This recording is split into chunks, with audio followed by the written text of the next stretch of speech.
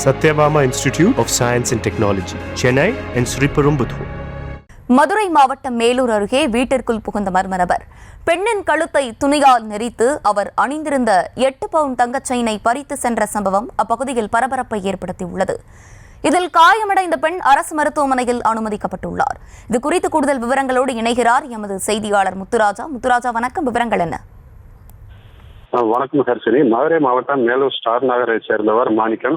இவர் அப்பகுதியில் சிறு வியாபாரம் செய்து வரும் நிலையில் இன்று அதிகாலை இவர் வீட்டை கூட்டிவிட்டு நடைப்பயிற்சிக்காக வெளியே சென்றுள்ளார். இந்த நிலையில் அவரது மனைவி சாய்லட்சுமி 60 வயது சாய்லட்சுமி வீட்டில் தனியாக உறங்கிக் கொண்டிருந்தார்.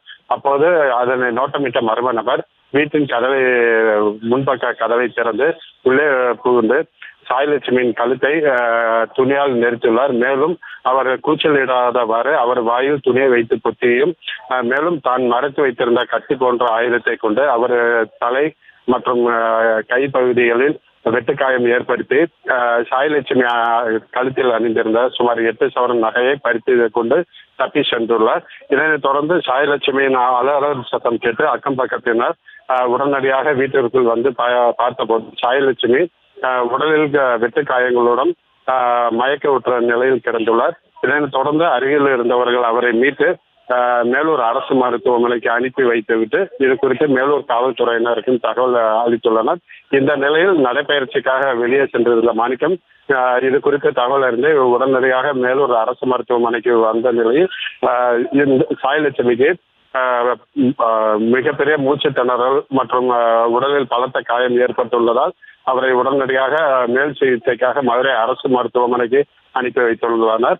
இந்த நிலையில் வீட்டில் தனியாக இருந்த பெண்ணை தாக்கி சுமார் 8 சவரன் நகை பறித்துள்ள நிலையில் இது குறித்து தகவல் அறிந்து வந்த மேலூர் துணை கண்காணிப்பாளர் சிவகுமார் மற்றும் காவல்துறை கண்காணிப்பாளர் சிவசக்தி உள்ளிட்டோர் சம்பவ இடத்தில் தடவியல் நிபுணர்களுடன் மர்ம நபரின் கைரேகை குறித்து தடயங்களை சேகரித்து தற்போது விசாரணை மேற்கொண்டு வருகின்றனர். மேலும் வீட்டில் தனியாக இருந்த பெண்ணை தாக்கி அதிகாலை பொழுது இந்த சம்பவம் நடந்திருப்பது அப்பகுதியில் பெரும் பரபரப்பை ஏற்படுத்தியுள்ள நிலையில் காவல்துறையினர் இது குறித்து தனிப்படை அமைத்து தீவிரமாக விசாரணை நடத்தி வருகின்றனர். விவரங்களுக்கு நன்றி Muthuraja. Satyabama Institute of Science and Technology, Chennai and Sriperumbudur.